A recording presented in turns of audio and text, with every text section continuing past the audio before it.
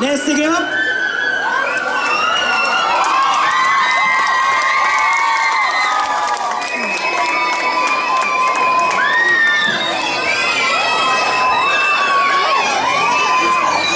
För 2 helger sedan var det SM i discodans i Västerås.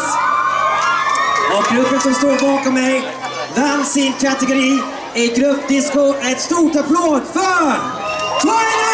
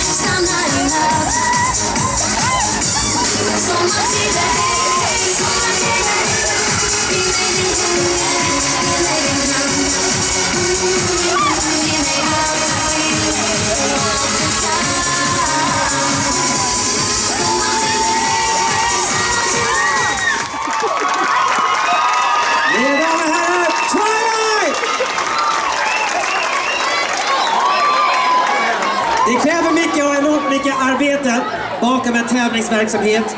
På Närkes Dansinstitut har vi väldigt tur att vi har den fantastiska föreningen ÖHC. ÖHC, heja! Om ni är intresserade av att veta mer om ÖHCs verksamhet kan ni besöka deras hemsida ohc-dans.se. Okej. Bakom mig nu står 2 dansgårdens mest erfarna tävlingsdansare. De ska dansa partydisco, de är tävlingsdansare, de är danslärare.